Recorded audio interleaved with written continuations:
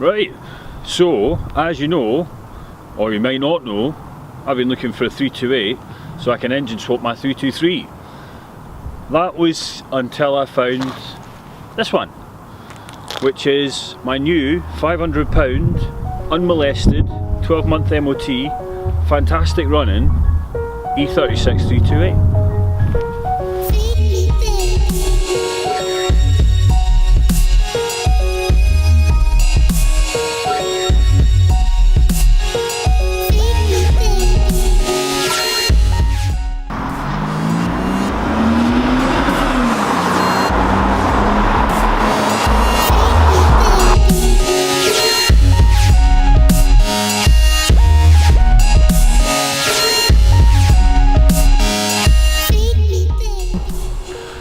Okay, so I'd been looking for a 328 for about a year. Secretly I'd been scouring the internet looking for all the Gumtree posts and eBay adverts, and I wanted to spend about £500. Car. Another car after that as well. Another 2 cars after that. They still record.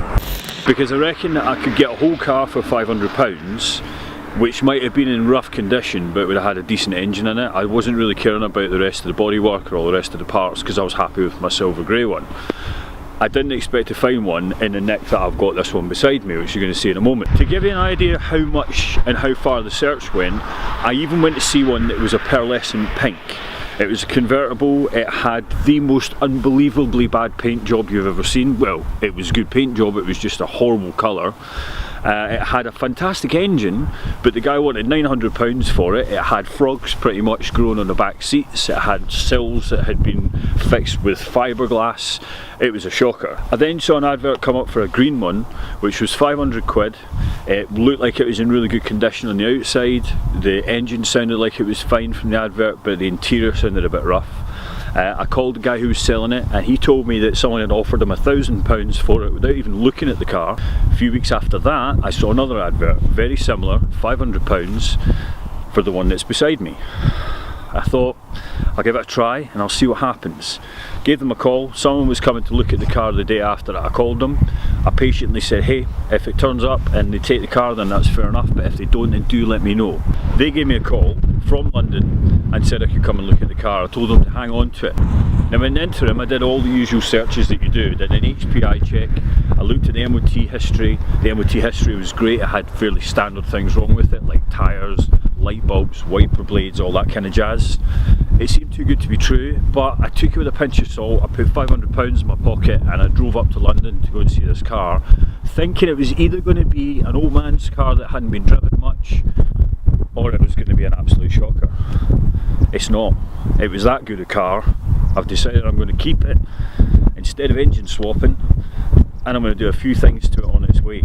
Okay, so the bad points were fairly minor. The car itself had 12 months MOT, it had fresh tyres on it, it had a thermostat that was sticky, it had a blower resistor which was short, so it was blowing a hoolie when I first got in the car.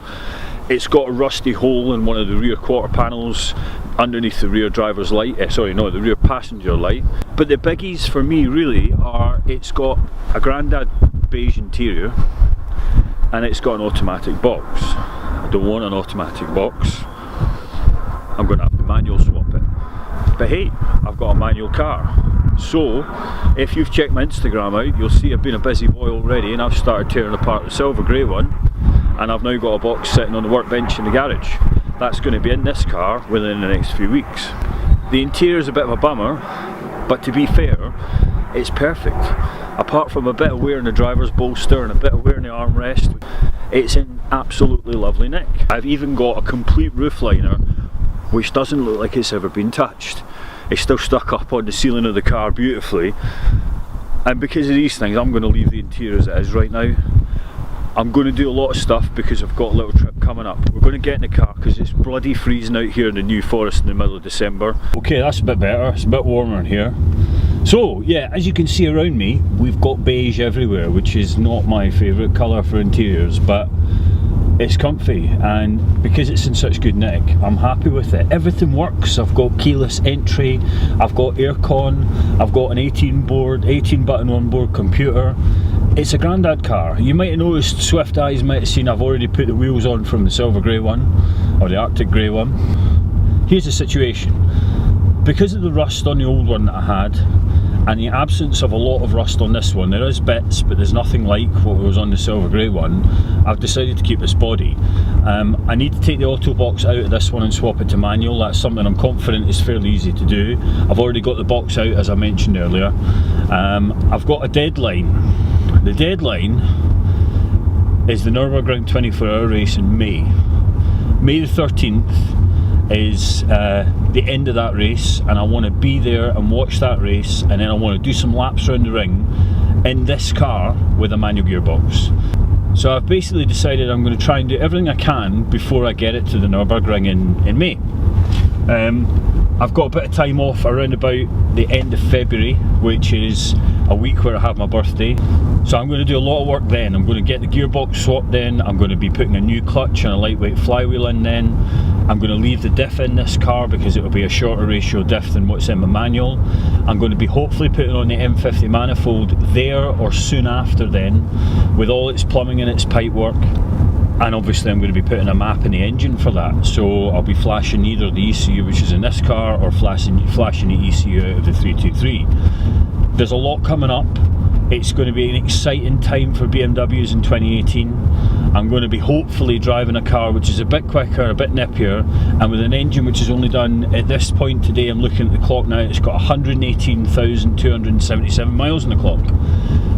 It's beautiful. I'm absolutely over the moon.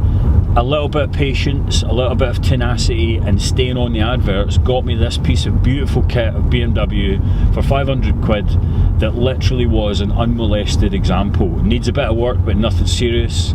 Let's see what 2018 brings. I will give you some detail and some unboxing of the parts when they arrive, so you can see what I'm putting on the car and you can share the experience with me. Thanks a lot, folks. Paymo out. Oh, look at that. That's one of the best rainbows I've ever seen, mate. It's a double all the way.